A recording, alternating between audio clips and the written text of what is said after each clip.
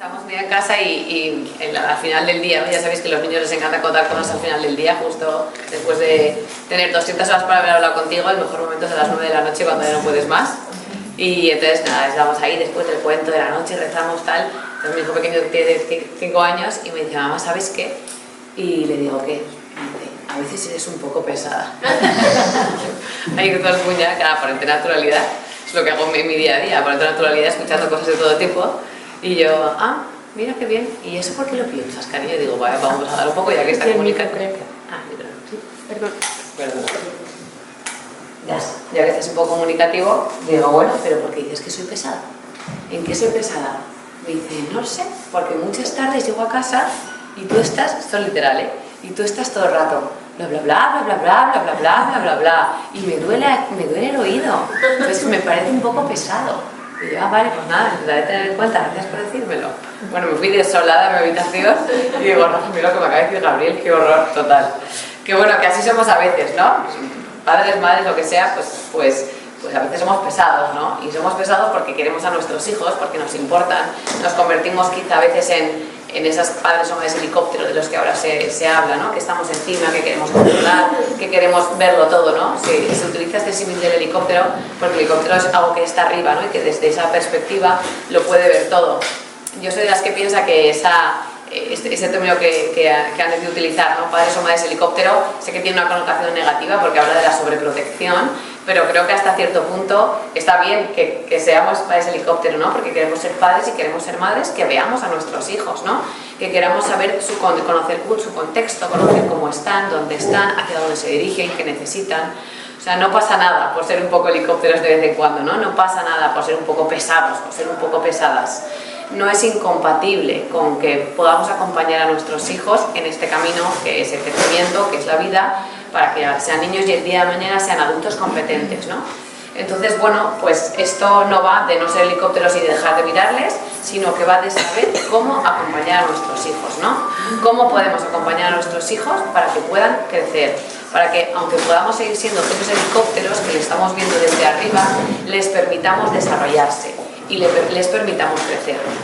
Para poder empezar este camino, primero es importante contextualizar en qué es esto de la paternidad y la maternidad, ¿no? Porque muchos de vosotros ya tendréis hijos mayores y quizá no es la primera vez que pasáis por aquí, pero muchos de vosotros, si tenéis hijos en el infantil, quizás son vuestros mayores, ¿no? Entonces os estáis estrenando en esto de los hitos evolutivos, en esto de las etapas de cada niño. Y es que la maternidad y la paternidad empieza por esto.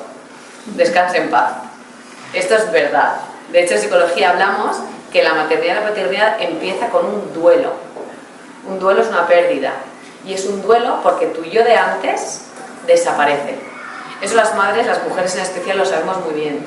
Porque desde el momento en el que ves ese test que pone 2 rayitas o 2-3 semanas o más 3 semanas que ya te pegan el susto de la vida, lo que sea, que desde que ves eso, todo tu mundo empieza a cambiar. Para empezar, empieza a cambiar tu cuerpo, por supuestísimo, que ya ni siquiera puedes comer lo que podías comer antes, que de vez en cuando se te vaya la olla por las hormonas, y ya empiezas a planificar el futuro, te empiezas a visualizar. O sea, desde ese momento en el que te empiezas a meter en el mundo de la maternidad, toda tu realidad va cambiando y tú notas como tanto a nivel físico, a nivel emocional, a nivel neurológico, incluso a nivel existencial, a nivel relacional, todo va cambiando. Porque el hecho de tener hijos cambia nuestra identidad. Por eso se dice que empieza por un duelo, ¿no? Porque psicológicamente el ser padre, el ser madre, pasa por dejar de ser quien eras.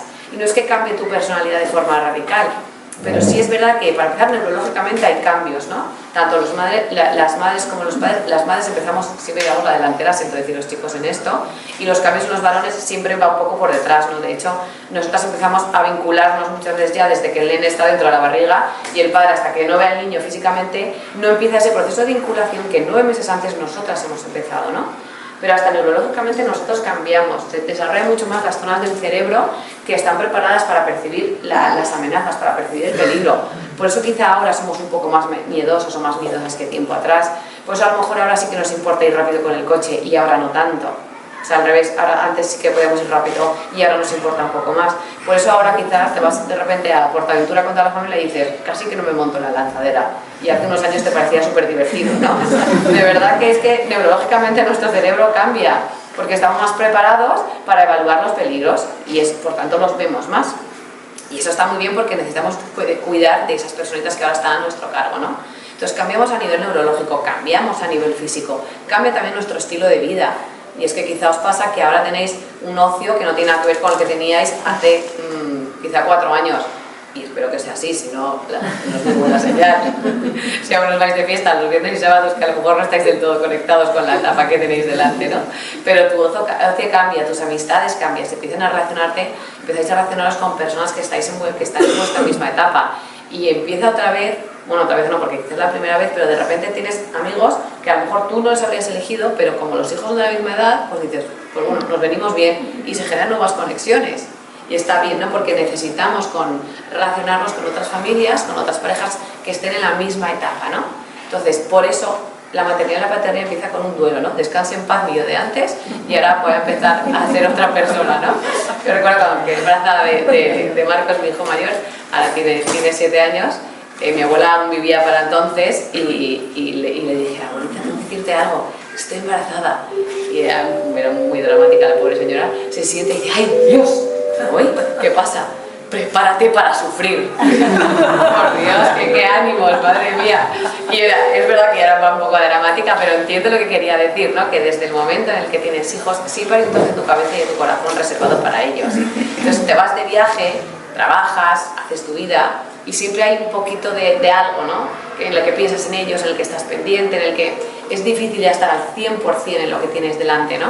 Porque hay una parte de ti que reside en ellos. Entonces, bueno, esto no es ni mejor ni peor de lo que teníamos antes, ni muchísimo menos. Cada etapa tiene sus luces y sus sombras, pero es importante poder ponerle palabras, porque si esto es un duelo, si esto también se trata de dejar ir a lo que yo era antes, ¿no? y sumergirme en mi nueva realidad, tendré que aprender a hacerlo. Y es que educar no es de sentido común. El sentido común ayuda, esto yo siempre lo digo, pero no es de sentido común. El sentido común no es suficiente, porque en ese sentido común que dice que es el menos común de los sentidos, ¿no? Pero bueno, vamos a contar con que a priori aquí todos tenemos sentido común, está tremendamente condicionado por nuestra personalidad, por nuestras experiencias, o por cómo nos han educado a nosotros, ¿no? Entonces a veces el sentido común, que es lo que pensamos que nos va a ayudar a tomar buenas decisiones, simplemente es nuestras propias experiencias que hacen que tendamos pues, a repetir los mismos patrones, o a ver un poco más en nuestra familia, intentar hacerlo de la mejor forma parecida, o todo lo contrario, ¿no? Veo en mi casa, veo a mis padres cosas que no me gustan nada y me voy al extremo. No lo sé, pero sea como sea, merece la pena parar para adaptarnos a esta nueva etapa donde somos personas nuevas y aprender a educar. Porque además, como comentaba en la sesión anterior, y perdonad los que venís otra vez por si me repito en algunas cosas, educar educa. Y es que para educar bien nos tenemos que ir educando constantemente, ¿no? Yo miro al niño, pero me miro a mí. Yo le educo la frustración, pero yo cómo gestiono la frustración. Yo quiero que desarrolle la paciencia, pero cómo soy yo de paciente. Yo quiero que aprenda a asumir responsabilidades, pero cómo yo llevo mis responsabilidades, ¿no? Entonces también qué bien que estéis aquí, qué bien que os importen vuestros hijos, qué bien que de vez en cuando podéis dedicar un ratito a parar, a pensar, a hablar con otros padres, a leer, para que sigamos en este camino de aprender a educar. Hay mucho tipo de madres y de padres, no seré yo la que juzgue. Ahora, hay una cosa que es clave y es que los niños no son nuestro proyecto. Los niños no son un escaparate de los padres que tenemos un poco para mostrarnos al mundo, ¿no? Es verdad que es complicado no vivirlo así, y más en este mundo tan exigente. Y no sé si diría casi que un poco más para las mujeres, ¿no? Porque ahora la maternidad se retrasa muchísimo, antes se tenía hijos antes, ahora se retrasa mucho, sobre todo, uno, porque quizá a nivel económico no nos lo podemos permitir, o sí, pero con otras condiciones. Pero dos, que es uno de los grandes factores, porque estamos sumergidas en el mundo laboral y no vemos el momento de parar para tener un hijo, porque tener un hijo significa que tu vida laboral se frene, y eso lo sabe hasta el apuntador. Entonces, ¿en qué momento tú, teniendo 20 y pico años, quieres poner el freno a tu carrera laboral? El freno significa no es que se vaya a torcer, pero sí que se va a ralentizar para emprender este proyecto de familia, ¿no? Entonces, nos metemos mucho en el trabajo, lo damos todo, podemos ser súper exigentes con nosotros mismos, y de repente cuando yo digo, ostras, que ya he pasado los 30, no me queda tanto vida fértil, venga, voy a tener un hijo, ¿no? Entonces, empezamos también este camino de la maternidad y la paternidad quizá un poco con el mood que llevábamos de trabajo, ¿no? Con esta exigencia hacia nosotros mismos, con ese, ostras, ahora sí que no quiero perder el tiempo, con este quiero hacerlo todo súper bien. Entonces de repente nos metemos en este mundo de la maternidad y la paternidad con unas expectativas de tengo que ser una madre 10 o tengo que ser un padre 10. Entonces desde ahí, aunque sea con la mejor de las intenciones, es fácil que hagamos que nuestros hijos sean nuestro pequeño proyecto. De hecho, cuando no tenemos hijos, o desde fuera a veces puede parecer que tener niños es, no sé, vestirlos muy guapos y ir a misa los domingos con lazos en la cabeza. Y dices, a ver, va un poquito más allá, ¿no? O cuánto también nos puede llegar a avergonzar situaciones públicas cuando tenemos un hijo que se porta mal, la típica del supermercado, o estando ahí en algún pollo que te puede montar por la calle. O sea, vivimos muchas veces la relación con los niños como tú me tienes que representar a mí y tú te tienes que portar bien o tú tienes que ser de esta forma o de esta otra, porque eso significará que yo soy una buena madre, que yo soy un buen padre y que yo lo estoy haciendo bien, ¿no? Entonces, primero de todo, vamos a poner encima de la mesa la importancia de la individualidad, de que estos hijos que hemos decidido tener libremente y que somos nosotros los responsables de ellos, son diferentes a nosotros. Son diferentes a nosotros, están de paso en nuestras vidas, de paso en el sentido que durante unos años nos encargaremos eso de educarles y de criarles, pero que más adelante ellos están llamados a volar. Entonces, no son unos pequeños yoes, ¿no? Por tanto, nos tenemos que hacer, y más en la etapa en la que están vuestros hijos, nos tenemos que hacer una pregunta. ¿Cómo son vuestros hijos y qué necesitan? Vamos a olvidarnos un poco de esa parte más egocéntrica, ¿no? De lo que yo había pensado para mi hijo, de lo que a mí me gustaría, de cómo yo me había proyectado tiempo atrás, para mirar a nuestros hijos uno a uno, porque además son diferentes. ¿Cómo son cada uno de ellos y qué necesitan? Los niños que están en infantil, es verdad que infantil, claro, no se puede hablar de infantil en genérico, porque depende, y más si es de diciembre, de los 2 a los 5 o 6 años, pues es una horquilla muy amplia, ¿no? Pero bueno, si más o menos hacemos este tramo de 3 a 5 años, esta es una etapa, un hito evolutivo en el que los niños están gestando su personalidad. De hecho, hay autores que en esta etapa le llaman el personalismo, porque es el momento en el que su personalidad más fuerza empieza a tener, en el sentido que empieza a surgir, porque hasta hace nada aún eran bebés y aún era como una prolongación de nosotros, ¿no? Pero ahora ya empiezan a tener su personalidad, sus cosas más genuinas, sus rasgos, su carácter. De hecho, a mí es una de las cosas que más bonitas me parece de esta edad, es que les vais conociendo. No es que no les conocíais antes, teníais una relación, pero no de la misma forma, porque su personalidad aún no era ni estaba tan pronunciada, ni tan perfilada, ni era tan visible. Entonces de repente te empiezas a dar cuenta de que tu hija tiene las cosas más claras de lo que tú pensabas, de repente te das cuenta de la mala uva que le ha salido a este otro, de repente te das cuenta de que tú tenías tu hijo que era súper hablador y este es más introvertido, entonces te extraña mucho, ¿no? Este nivel de introversión o de hermetismo que tiene. Es muy bonito en esta etapa de más o menos de los 3 a los 5 ver cómo surge la personalidad, ¿no? Entonces, qué importante es que os paréis a observar a vuestros hijos, cómo son. Es súper importante que entre los padres lo podáis hablar. ¿Cómo ves a este? ¿Cómo ves al otro? A ti, ¿cómo es su forma de ser? ¿No? ¿Qué te llama la atención? O sea, que habléis entre vosotros de vuestros hijos. Pero ya no hablo de gestiones, del día a día, que eso ya sabemos que hablamos muchísimo. Vamos a hablar de ellos, vamos a hablar de su forma de ser. ¿A quién me parezco? ¿Qué me extraña? ¿Qué me cuesta de entender? ¿No? ¿Cómo son cada uno de vosotros? ¿No? Haceros esa pregunta. ¿Cómo son cada uno de vuestros hijos? Si contestáis esa pregunta, podéis ir a la siguiente. ¿Qué necesita cada uno de ellos? Y cuando logramos hacer ese salto, ¿qué necesita mi hijo Marcos? ¿Qué necesita mi hijo Gabriel? ¿Qué necesita mi hija Catalina? ¿Qué necesita? Podemos empezar a educar desde esta perspectiva que os comentaba antes, que no es desde el yo, desde el ego, ¿no? No te educo para que tú seas lo que yo quiero que seas, sino que te miro a ti y conforme evidentemente a mi sistema de valores, que yo es el que creo que te va a hacer bien, respeto tu individualidad y respeto esa personalidad tan genuina que tienes, ¿no?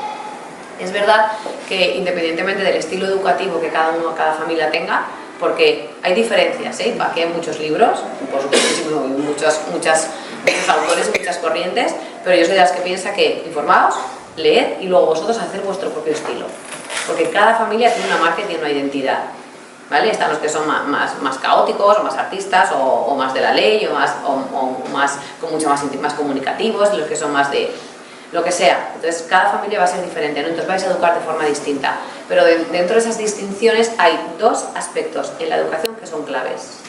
La primera, todo lo que tiene que ver con la atención, el vínculo, la ternura, el cariño, la validación, la parte más cálida, lo que se le ha llamado la parte maternal de la educación, ¿no? Qué importante es que los niños se sientan mirados, que los niños se sientan que los padres están ahí, por eso es importante la presencia en cantidad y en calidad, ¿no? Cuando hay presencia y disponibilidad, cuando hay disponibilidad se dará la conexión, ¿no? Entonces hay una parte de la educación que tiene que ver con eso, el cariño verbal, físico. Los niños en infantil aún están en una etapa muy física, entonces más que decirle 300.000 cosas de lo que le queréis y de lo que los estupendos y maravillosos que son, que eso es genial decirlo, necesitan aún mucho contacto, mucho beso, mucho abrazo, mucho estar juntitos, me tuve un rato contigo en la cama. Ese lenguaje ellos lo entienden perfectamente. Hace poco veía un vídeo de estos de Instagram, me hizo mucha gracia, que ponía una madre millennial intentando educar a su hija sin traumas. Y entonces el vídeo era una madre que le decía, hija, qué guapa eres. Y la hija que le decía, bueno, pero también eres inteligente. Y luego se va, bueno, pero da igual, en realidad la inteligencia la belleza da igual, lo que tienes es buen corazón. Bueno, que tuvieras mal corazón yo te querría igual, porque tú vales por ser persona.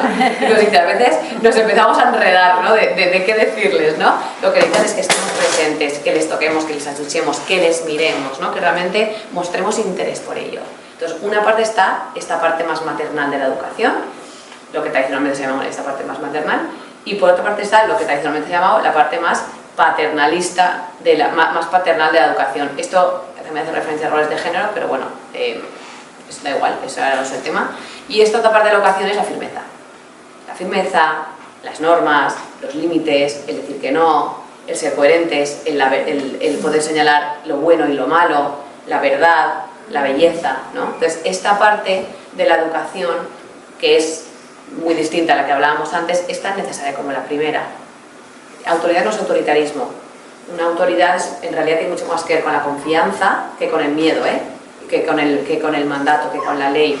La autoridad tiene que ver con alguien que yo confío, que me da seguridad porque me marca el camino, ¿no? Esto es como cuando hacemos el Camino de Santiago, que está lleno de conchitas, de conchitas amarillas.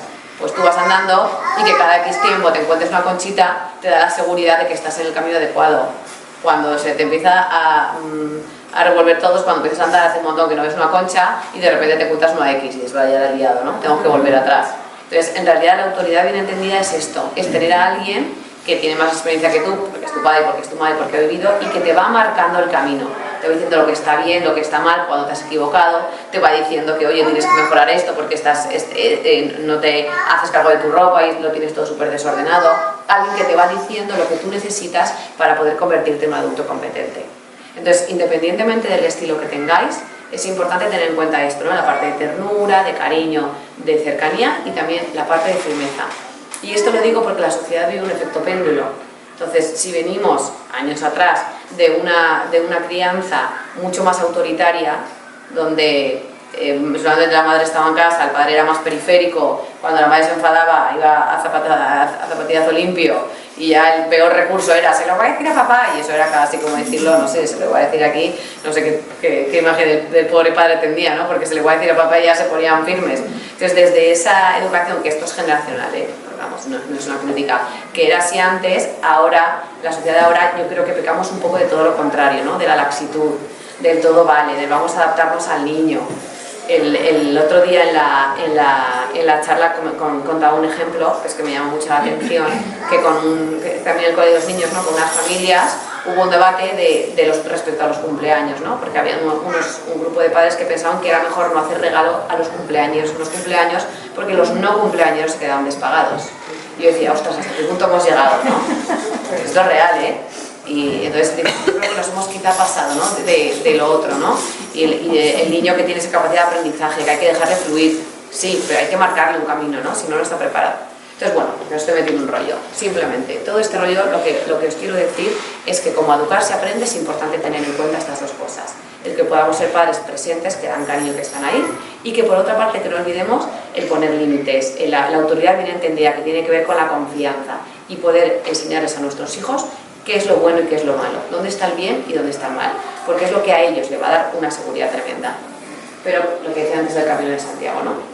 Vale, pero ¿qué pasa de vez en cuando? Pues que nos pasamos de control.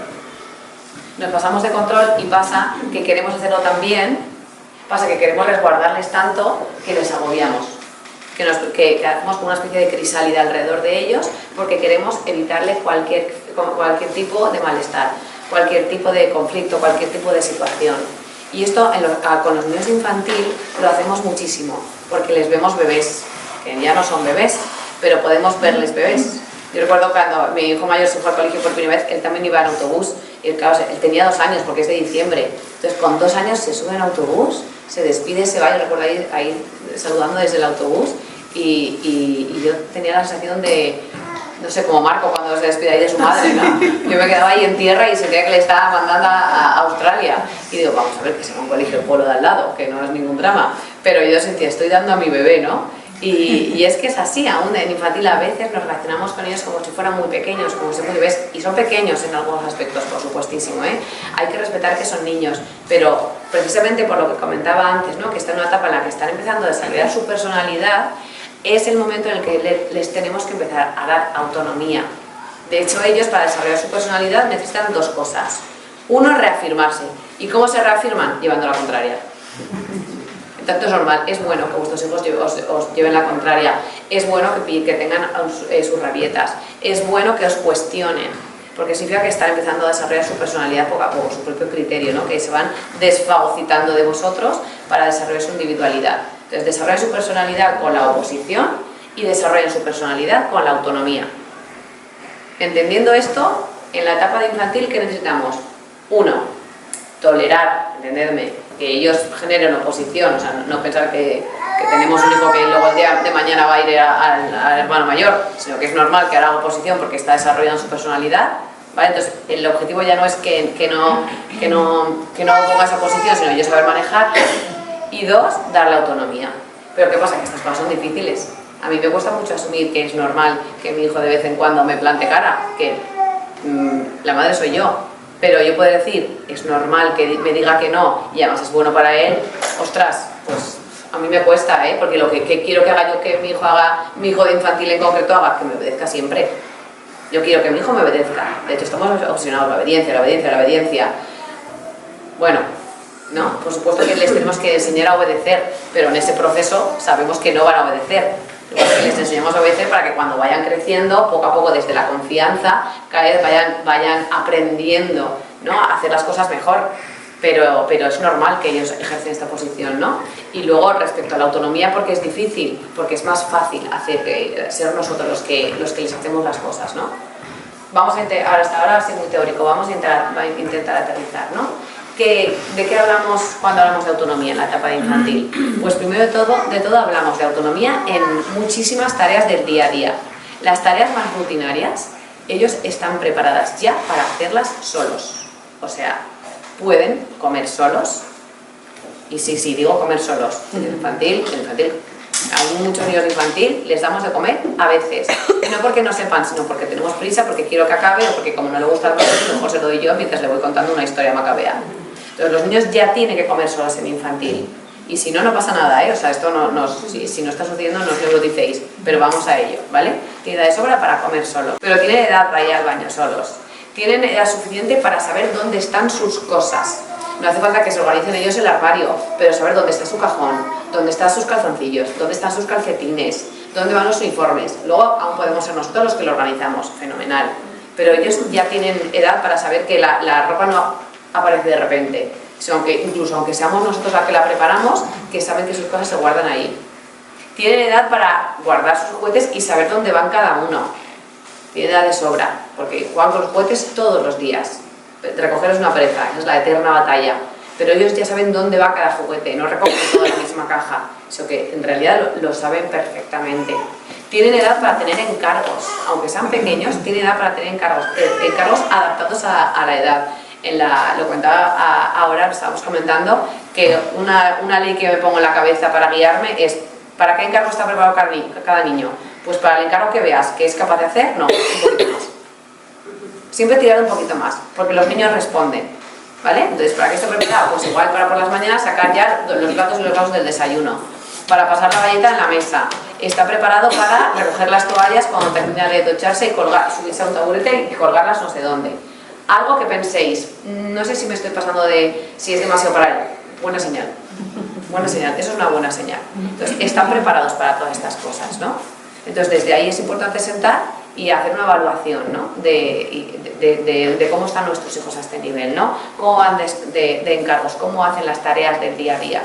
En la sesión pasada también salió mucho el tema de dormir, y es que se da mucha caña el tema de dormir solos, y es verdad que también es algo más, no es un área más, y está muy bien que aprendan a dormir solos, pero fijaos, no nos obsesionemos tampoco con eso, porque en este mundo tan frenético que llevamos, a veces el momento de irse a dormir es un momento de vínculo con el padre y con la madre. Entonces la autonomía a lo largo del día se puede materializar en muchísimas cosas. Porque no nos obsesionemos con que duerman solos cuando una vez yo le estoy cortando la hamburguesa y ellos con el tenedor pueden hacer así. ¿Vale? Entonces vamos a intentar ir cosas un poco más prácticas y que no tengan que ver con ese vínculo que estamos estableciendo con ellos. ¿Vale? Entonces, bueno, desde ahí entendemos que el niño de etapa de infantil necesita ejercer una oposición para ir desarrollando su personalidad, y como padres vamos a tener que aprender a gestionar esta ira, esa rabia o esos noes que nos van a decir, y por otra parte necesitan mucha autonomía. ¿Qué nos impide hacer esto? El control. No sé cuál es esta película, pues se me olvidado el nombre. Eso de Truman. Pues con nuestros hijos a veces hacemos eso, les queremos organizar todo absolutamente. Yo tengo una amiga que cuando organiza el cumpleaños de sus hijos, ella invita a los amigos. O sea, ella elige a qué amigos invita a sus hijos, y yo te quedas más ancha que larga. Y lo hace, y además está orgullosa de hacerlo. La entiendo, porque al final dices, ay, me gustaría que mi hijo se acercara a este niño, a este otro, o este no, por favor, que nos lo acerque, que es un kamikaze. Es normal. Pero no podemos, ni debemos tampoco organizar toda la vida de nuestros hijos, ¿no? O sea, ellos necesitan experimentar, ¿no? Y esto empieza pues con cosas del día a día, con decisiones que tomen en el día a día, por ejemplo, cuando tengan conflictos, ¿no? Muchas veces tienen conflictos con amigos, tienen conflictos con hermanos, tienen conflictos con primos, ya tienen edad para que vosotros les digáis, ¿y qué podemos hacer? No les deis la solución, ayudarles a encontrarla. ¿Qué podemos hacer con esto? O es que estoy muy cansado y aún me quedan unos cuantos, vale, ¿qué podemos hacer? Cuando ellos estén incómodos, cuando estén llorando por algo, cuando hayan discutido con alguna persona, en vez de darle una solución, a veces intentamos consolar. Al menos me pasa que mi reacción cuando veo que mi hijo está triste o está enfadado, intento seguida como darle la vuelta y ver el lado positivo, ¿no? Pues es que Marcos ha ido al cumpleaños cuando si yo me he quedado aquí, oye, pero tú sabes qué, pues que tú te quedas aquí, podemos jugar, tal, le soluciona la papeleta. Entonces, en vez de solucionar la papeleta, para él es mucho mejor que yo le diga, es verdad, si el cumpleaños tú y yo nos hemos quedado aquí, ¿y qué podemos hacer? Y que sea él el que lo piense. Pero como tendemos constantemente a neutralizar tristeza, claro, que se ponga contento, enfados, no, que se le pase, vamos a estar contentos ya, como siempre felices y contentos, pues no, y no pasa nada, ¿no? Entonces tendemos enseguida a ahorrarles esos momentos, ¿no? Entonces cada vez que vuestro hijo llora, cada vez que vuestro hijo está triste, cada vez que vuestro hijo se enfada, es una oportunidad para que él pueda encontrar una solución o una respuesta ante esa emoción. No se la demos ya hecha, ¿vale? No controlemos todo su entorno, no hagamos este show de Truman en el que todo es como yo quiero que sea. ¿Qué pasa? Que cuando nos empezamos a plantear esto, decimos, vale, es normal que mi hijo esté en oposición, es normal que no siempre obedezca, es normal, pero tengo que encargarme de ello, que sea normal no significa que no me tenga que encargar, él necesita autonomía, le tengo que empezar a dar tareas, que tome sus propias decisiones, si quiere salir a la calle sin abrigo, pues igual tengo que hacerlo un día a ver cómo lo lleva. Pues ¿qué nos frena? El miedo. Nos da miedo. Me remonto a lo que era antes, todos tenemos una imagen de nosotros como madres o como padres que cuando experimentas esa realidad pues muchas veces se distorsiona, ¿no? Y es que sabemos que tener hijos es igual a comerte tus palabras. Yo recuerdo una charla que también dieron en el colegio de mis hijos, y entonces ponían los típicos ejemplos, los niños ya son mayores y no les llevéis las mochilas y luego no sé cuántos. Entonces otro día, yo a la chica que está dando la charla, yo la conozco, otro día que me la conté por la calle, iba ya con sus hijos y con la mochila puesta, así de, te he visto, que va a hacer una foto para la escuela de padres. Y digo, es que ser padres es esto, ¿no es? Pues bueno, hacemos lo que podemos, pero te comes muchas de las palabras, ¿no? De hecho, yo creo que también los que sois maestros o maestras, y habéis sido maestros antes de tener hijos y después veis un poco la diferencia y dices, ostras, igual ahora no diría muchas cosas que antes sí decía, ¿no? No porque sean incorrectas, sino porque empiezas a tener otra perspectiva, ¿no? Entonces nos da miedo el no cumplir este patrón de padre-madre que yo tenía, nos da miedo que los niños sufran, nos da mucho miedo equivocarnos, es que nos da miedo que nuestros hijos sufran, nos da mucho miedo que nosotros no lo estemos sabiendo hacer bien con ellos, ¿no? Y que eso les repercuta. Y es normal, es bueno que nos dé miedo, ¿no? Porque el miedo es una emoción que nos habla de que hay peligro, ¿no? Entonces nos permite ver las amenazas y dar una respuesta. Entonces qué bien que tengamos miedo a hacerlo mal, porque eso significa que nos vamos a esforzar por hacerlo bien, ¿no? Pero el miedo no es incompatible con que es importante que nos lancemos. Entonces yo de verdad que os invito a que experimentéis, experimentar con los hijos, darles autonomía y mirar cómo ellos reaccionan. Probar algún día, a decir, vamos a vestirnos, ¿qué me pongo? Lo que quieras, probar. Yo os digo ya lo que va a pasar, los niños cogen la equipación o el pijama de dinosaurio, aunque nos vayamos a misa. Pero experimentad de verdad. O mamá, ¿te puedo ir a hacer la tortilla? Fenomenal, ¿puedo partir los huevos? Vale. Probad. El día a día os va a patrocinar circunstancias en las que podéis empezar a experimentar con estas cosas, ¿no? Entonces da miedo, pero vamos a lanzarlos, ¿no? O que están vuestros hijos en algún lugar donde veis que tiene un conflicto, no os acerquéis. No os acerquéis. Vamos a ver qué pasa, vamos a ver cómo lo soluciona. O los hermanos están discutiendo, que sean ellos, solucionarlo, chicos, seguro que podéis llegar a algún acuerdo. Muchas veces esos experimentos van a acabar mal, pero está bien que lo vayáis experimentando, porque ese niño va a ver cómo ya no le tratáis como el año anterior o como hace 2 meses, tampoco tienen tantos años, ¿no? Pero vuestros hijos también van experimentando que hacia ellos el trato es distinto. Por eso necesitamos empezar a soltar. ¿Qué pasa? Si no hacemos este ejercicio de empezar a dar esa autonomía, que sean ellos los que poco a poco van tomando decisiones, la casa se les queda pequeña. Entonces les impedimos crecer. Entonces día a día los niños se encuentran con retos. Y lo más gracioso es que los retos son cosas súper cotidianas. El reto de vestirse cada día, el reto de me lavo los dientes, me lavo las manos, me pongo la mochila y me salgo. El reto de aprender a abrocharse, de poner y quitarse ellos solos los zapatos.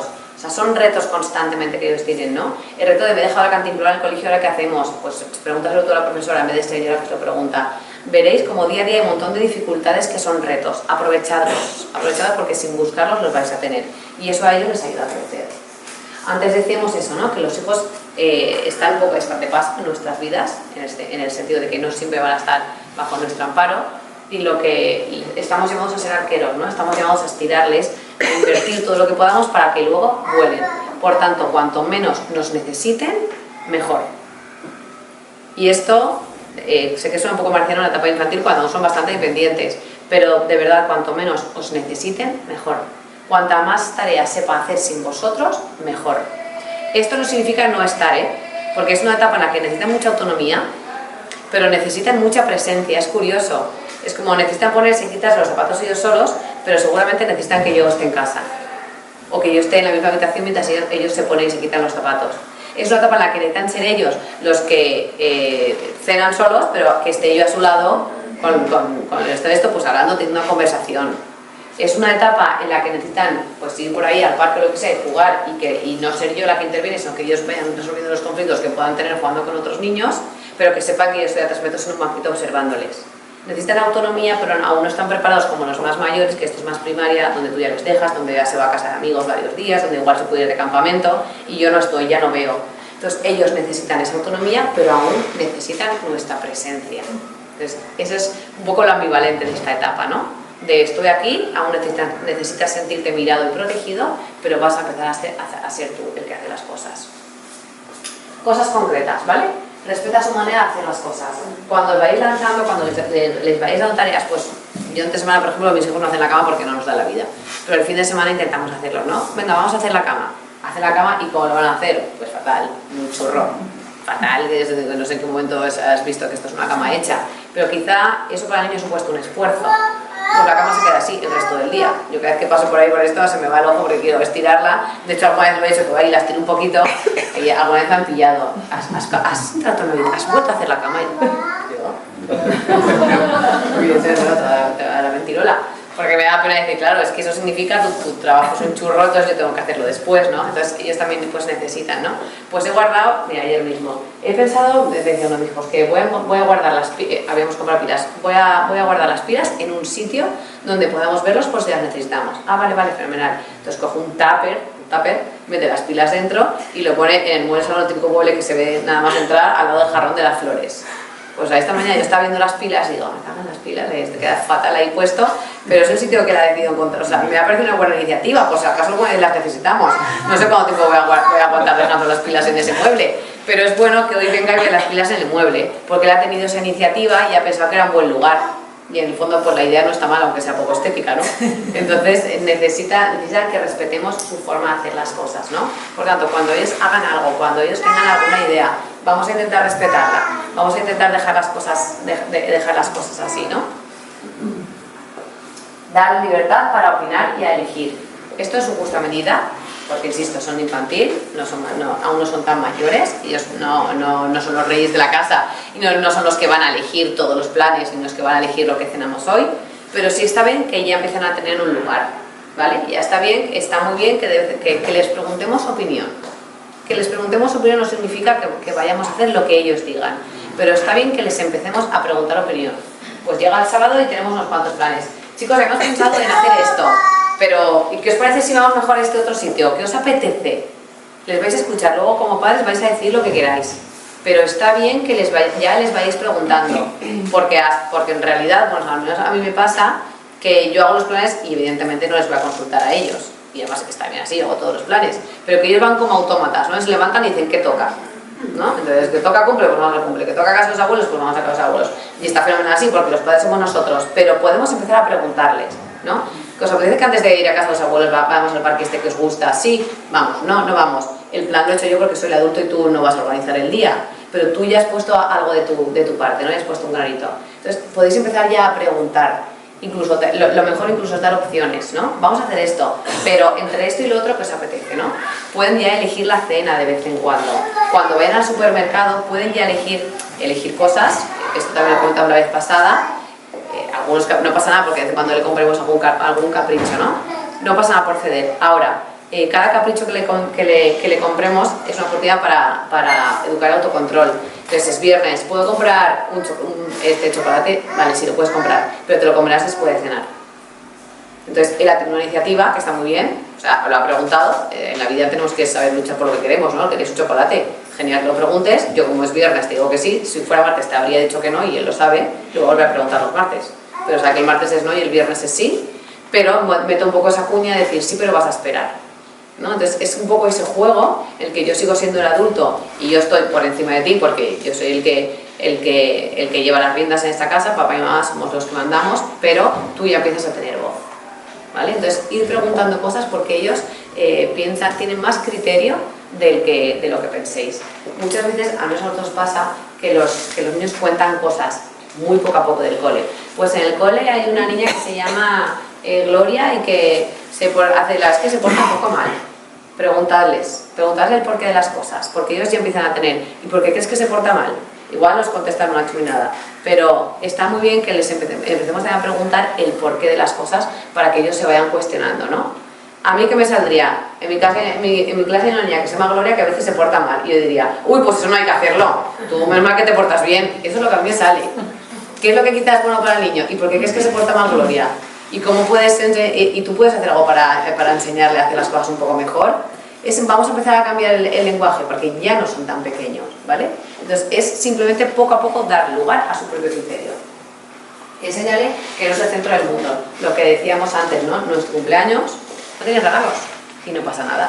Y eso que sientes se llama envidia. Y es normal, yo también siento envidia. Y lo sentimos todos. Y yo siento envidia de mi amiga que mide unos 70 o de que se puede comprar un apartamento para ir todos los veranos. Entonces todos tenemos envidia, niños y adultos, pero eso que sientes es envidia y está bien que la sienta, no pasa absolutamente nada, ¿no? Muchas veces también en el día a día, otra ocasión que a los niños les ayuda a trabajar esto de no ser el centro del mundo es el turno de palabra, ¿no? Muchas veces con los niños que hablan todos a la vez, o a lo mejor que el niño me quiere contar algo, pero papá y yo estamos hablando. El turno de palabra es un momento perfecto, o que voy por la calle estoy hablando con alguien y me están estriando, que me quiero ir. Bueno, ya sabemos que en la puerta del colegio, ¿no? Que esas conversaciones para ellos, yo lo recuerdo, las conversaciones en la puerta del colegio, diciendo, estas personas no se callarán. Lo veo como 4 horas hablando, que luego serían 10 minutos, pero para un niño ese tiempo es eterno. Está bien que tenga ese tiempo, no pasa nada que espere, no pasa absolutamente nada. Y cuando estamos en casa, papá y yo estamos hablando, ahora cuando terminemos lo cuentas. Es que luego se me olvida, no pasa nada, si te olvida, seguramente te acordarás en un rato, y si te olvidas no pasa nada. Está bien que esperen, ¿no? Entonces esos momentos en lo cotidiano, que está hablando nuestro hermano, pues nos interrumpe, ¿no? Entonces son esos momentos en los que ellos también van entendiendo, ¿no? Que no están los primeros. Y luego, esto es un poco más cotidiano, pero también hay momentos quizá más puntuales porque la vida es así, donde los niños van a notar que no tienen toda la atención. Ejemplo, si tenemos varios hijos y hay uno que necesita más atención, pues porque me acaban de decir que tiene TDAH, entonces ahora nos tenemos que sentar todas las tardes con ellos para no sé cuántos, que tiene que ir a logopeda, que la abuela está ingresada y papá va a estar yendo al hospital todos los días. A veces hay casuísticas en las familias donde estamos más centrados en uno de los miembros. No pasa nada, no pasa absolutamente nada. Lo tenemos que explicar para que no noten de repente como ese abandono, ¿no? Pues mira, ahora pasa que vamos a ir con tu hermano al logopeda porque tiene que aprender a decir la R porque no lo dice bien, entonces en el cole nos han dicho, entonces vamos a ir 2 tardes y le podemos explicar todo tinglado. Al otro hermano no le va a gustar nada que de repente que estuvieran todas las tardes juntos y de repente haya 2 tardes en las que le dejen solo o le dejen con los abuelos, no le va a gustar, pero esto forma parte de la vida. Entonces no pasa nada porque suenan estas cosas, pero es importante aprovechar esas oportunidades para trasladarles estos acontecimientos y para explicarles que evidentemente pues, para él va a ser un poco rollo, que a lo mejor va a ser difícil para todos, pero que es capaz y que esto más tiene un principio y tiene un final, ¿no? Entendedme, que no sepa mal, porque si lo hacéis con cariño y si lo explicáis, para el niño va a ser tener una experiencia de un gran aprendizaje, ¿no? Entonces, a veces en la vida podemos ser los primeros y otras veces no seremos los primeros y no pasa absolutamente nada. Y además es muy bonito ver cómo en la familia, por ese vínculo incondicional que hay, donde todos nos queremos y simplemente tenemos una pertenencia familiar por ser quienes somos, es bonito ver cómo hay una época para cada uno. Entonces hay épocas en las que estamos todos más pendientes de mamá porque la abuelita está enferma y tenemos que cuidar a mamá, que mamá cuida a la abuela. Hay otra época en la que cuidamos más a este hermano porque necesitamos atención. Hay otra época en la que estamos quitando el pañal al pequeño, entonces todo gira en torno al pañal y la fiesta que hacemos cuando... Y está bien, ¿no?, que cada niño tenga su momento. Y eso lo digo porque a veces intentamos que todo sea 50-50 y eso es imposible en una familia. Hay que controlarlo para que los protagonistas no sean siempre los mismos, pero eso es imposible y está bien cuando tú eres el centro y también está bien cuando tú no lo eres. Potencia la autonomía, lo que decíamos antes, y si concretamos cosas, lo que decíamos antes, encargos 100%, cuestionar los encargos, ir cambiándolos a medida que vaya pasando el tiempo, y luego en el cole también puede empezar a tener sus propias responsabilidades. O sea, ellos tienen su mochila, tienen su estuche, tienen sus, ¿no? Cuando pierden un suéter, cuando son estas cosas que tienen más que con casa, tienen que ver con el colegio, en los que está bien que ellos sean los responsables de solucionarlo. Es verdad que, por ejemplo, con el tema de perder cosas, igualamos muy pequeños para si pierden los suéteres, ellos van a la profesora, le preguntan por objetos perdidos, luego tal, pero eso no quita que ellos crean que tienen que solucionarlo. O sea, si ellos han perdido algo, pues entonces ahora tienes que ir a la profe y decirle esto y esto y esto. Eso no quita que luego le mande un email a la profesora, oye, ha pasado esto, el suéter tal y que cual, pero le he dicho que te lo diga a ti. Las que ha pasado no le digas nada, pero estoy esperando a que te lo diga. Entonces creo que tenéis un colegio que es lo suficientemente también implicado, me consta, como para que podáis hacer este tipo de juegos. Que igual en primaria sí que sean ellos al 100%, pero en infantil, cara a vuestros hijos, ellos van a pensar que lo tienen que solucionar ellos, pero luego podéis aliaros con los profesores para que os ayuden en ese tipo de circunstancias. Ten en cuenta sus habilidades, ¿vale? Y en ese tener en cuenta sus habilidades es que cada hijo es diferente. Eso ya lo sabemos, ¿no? Y está el hijo que es súper facilón, que enseguida asume muy bien todas las normas y que quizás es como súper complaciente y súper responsable y tal y cual, pero está el que es un bala perdida, que solo de pensar en su adolescencia ya te pones en mala porque apunta maneras y que, o sea, cada hijo es único, ¿no? Entonces no es lo mismo para todos. Antes la pregunta era, ¿cómo es mi hijo tal y qué necesita? Cada niño necesita unas cosas distintas. Entonces, están los hijos que necesitan, en mi caso, por ejemplo, tengo un hijo que necesita aprender a saltarse las normas, porque es muy rígido. Entonces, a veces, esto lo hacemos a ver, salimos del parking, del garaje, y no sé, no avancéis, que no llevamos el cinturón puesto. Y entonces yo digo, vale, no me lo voy a poner. Entonces igual dejo 2 manzanas en el cinturón, casi le da un Harry de esas 2 manzanas. Pero digo que no pasa nada por el cinturón, ahora lo haremos. Una vez que se quedó una amiga y vamos sin silla, madre mía, sin silla. Pues ahí vamos a ir sin silla hasta casa de los abuelos, porque no pasa nada. Igual está a 4 manzanas la casa de los abuelos. Pero ese es el niño, es el hijo que necesita que de vez en cuando nos saltemos las normas. Y no pasa nada, llega los días, que hacer los deberes ya para tener 2 fines de semana libre. Chico, ya lo haremos el domingo, no pasa nada, lo te hago mis propios deberes. Pero luego está el otro hijo que todo lo contrario, que tenéis que meterle muchísima más caña, que no le podéis pasar ni una porque entonces ya te coge hasta aquí, ¿no? Entonces, qué difícil es también adaptarnos a las necesidades de cada uno, pero por eso tenemos que parar y hacernos preguntas. ¿Qué necesita? ¿Qué necesita este hijo mío? Y en esa diferencia, ellos se van a son muy pequeños, pero a veces se van a dar cuenta de que a unos les tratamos de una forma y a otros les tratamos de otra. Y les va a dar rabia, como es normal, pero es buena señal, ¿no? Porque ellos poco a poco empezarán a entender que cada uno necesitamos unas cosas. Entonces, ya os digo que no sepa mal, porque si todo se hace con cariño, para ellos va a ser muy bueno, ¿no? Deja que aprenda solo, pues lo que decíamos antes, ¿no? Es que para mí, por ejemplo, lo de la chorrada de partir un huevo, a mí me cuesta, a mí pues, me parece una chorrada, es que a mi hijo les gusta mucho ayudarme en la cocina, pero me da mucha rabia que yo esté ahí cocinando una quiche que va a estar muy buena y que parten los huevos y que esté ahí crujiente, pues me da mucha rabia, ¿no? Pero claro, si yo no le dejo estropear unas cuantas tortillas, no va a aprender. Entonces, es curioso porque los niños en infantil les gusta ayudarnos. A ellos hay muchas cosas que les gusta hacer. Si vosotros llenáis el cubo, el mocho, lo llenáis de agua y les decís que os ayuden, os van a decir que sí, 100%. O la mayoría va a decir que sí. Es divertido. Muchas cosas para ellos, más adelante no, pero aún son divertidas las cosas. Para un niño es divertido el mocho. Agua, jabón, chucu chucu, o sea, vamos, eso no va a acabar bien seguro, ¿no? Entonces hay cosas, hasta la lavadora, ¿no? Luego también con mis sobrinas, a mis sobrinas les encanta poner la lavadora porque tiene botones, a las pequeñas, ya no les interesa lo más mínimo la lavadora, pero tiene botones. Entonces, aún está en una edad donde les encanta ayudaros. Uno, porque les encanta estar con vosotros. Y dos, porque aún encuentran lo divertido esas tareas, luego se dan cuenta de que es un peñazo.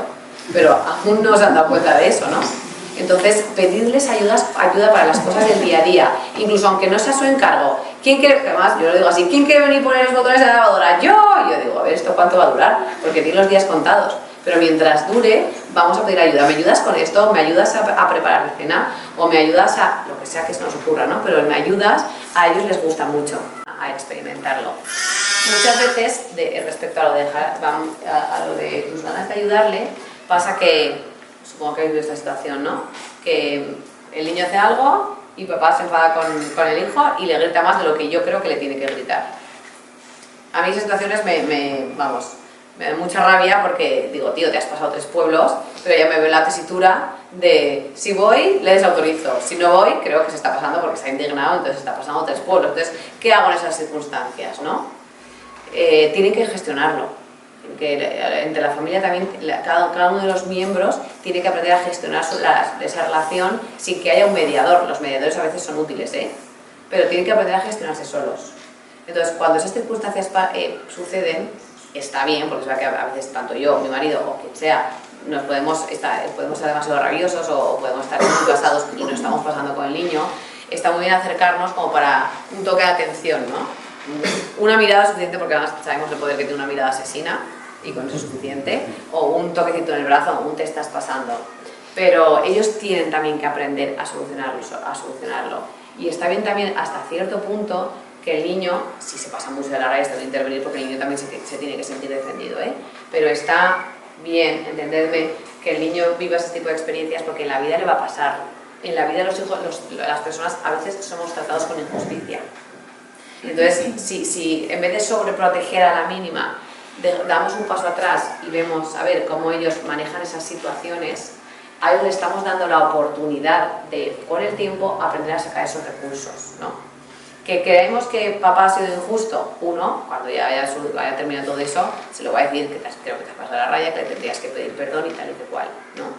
Pero también está muy bien poder ir al niño y luego preguntarle, ¿qué ha pasado? ¿Por qué estás triste? Es que papá me ha dicho que no sé qué, no sé cuántos. Ah, vale, pero tú le has dicho que no. Pues si, por ejemplo, si no te gusta que te grite, dile, papá, no me gusta que me grites. Mira, de hecho puedes acercarte, le puedes pedir perdón por lo que ha pasado y le puedes decir, si no te gusta que te grite, díselo. Entonces luego va al niño y dice, papá, perdón por esto, pues es que a mí no me gusta que me grites, ¿no? O sea, les podemos ir ayudando. Pero está bien que esas situaciones las vayan viviendo, que no. Es que yo igual es que me meto demasiado en las cosas, ¿no? Pero a mí me cuesta mucho poner esos límites. Pero está bien para que ellos también aprendan a generar recursos ante esas situaciones. Porque en casa es un pequeño escenario de situaciones que viven en el día a día. Y en el día a día les pasa esas cosas. Que está el niño de la clase que igual se mete con él, o que alguien le quita algo en algún momento, o que vive situaciones que él interpreta como injustas. Entonces ahí no vamos a estar nosotros. Entonces, al menos en casa, dentro de que por supuesto vamos a controlar, pero le vamos a guiar, le vamos a ayudar a que aprenda a gestionar estas situaciones. Y por último, pues permite que se caiga. Y esto pues es lo más difícil, ¿no? Asumir que nuestros hijos a veces lo van a pasar mal, es difícil.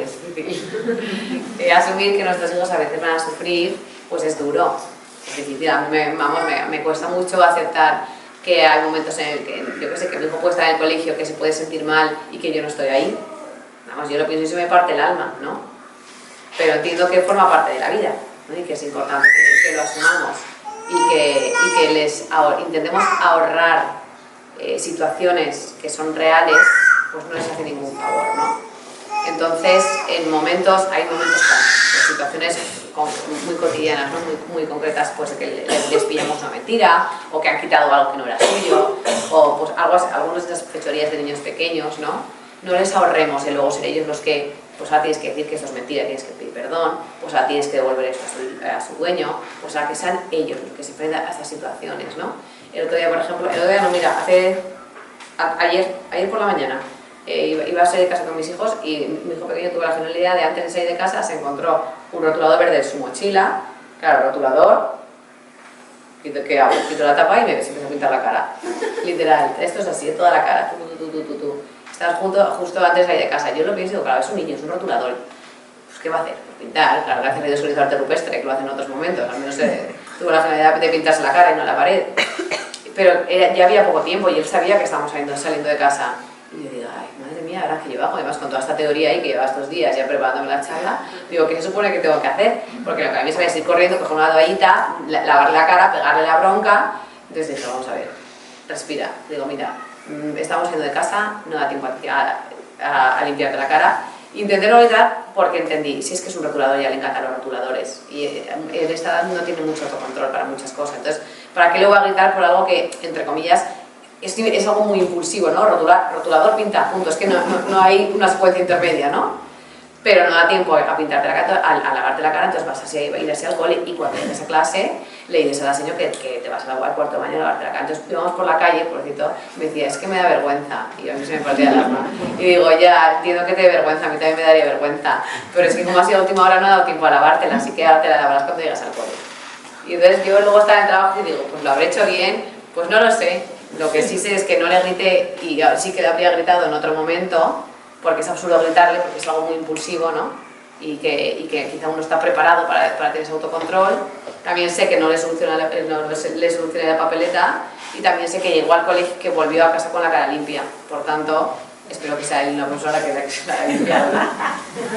Así que bueno, ¿no? Que son estas situaciones en las que ojalá, ¿no? También podamos mirar a nuestros hijos para tener la sensibilidad de encontrar estos momentos de crecimiento en el día a día. Porque cada situación así es un momento en el que de verdad les podemos ayudar a crecer y, como salía antes, ¿no? Esta de los Juegos del Hambre, es un momento en el que, aunque para ellos suponga cierto malestar, a ellos les impulsa. Así que bueno, esto puede ser un ejemplo muy extremo, pero a mí me inspira. Yo también soy una persona creyente y pienso, si la Virgen María, que tuvo un hijo que las pasó canutas y compaginó muy bien el respetar la misión de mi hijo con permanecer a su lado, pues, ¿qué voy a hacer yo? ¿No? A mí me inspira decir, mis hijos tienen una misión y la pasarán bien o la pasarán mal, yo no le voy a ahorrar eso, pero lo que sí sé es que va a tener una madre que de forma discreta va a estar a su lado y le va a querer siempre, por ser quien es. Porque esto no es una cuestión de personalidades. A los hijos, aunque a veces nos caigan mal, porque a veces nos caen mal, les queremos porque son nuestros hijos. Entonces da igual que seas más o menos agradable conmigo o más o menos simpático o tengas una personalidad que es afín a la mía. Yo te quiero porque eres mi hijo y voy a estar siempre ahí para ti. Y esa incondicionalidad es lo que a ellos les hace el tener un corazón seguro, ¿no? Así que bueno, os tengo también estos dos libros que pues os ayudan, especialmente el de la izquierda. Este está bien, ¿eh? Pero este a mí me gusta más, es un clásico, es un poquito más gordito. Hay que leerlo y masticarlo porque también tiene mucha enjundia, pero es fácil de leer y que ojalá os pueda ayudar. Así que nada, muchas gracias por la atención.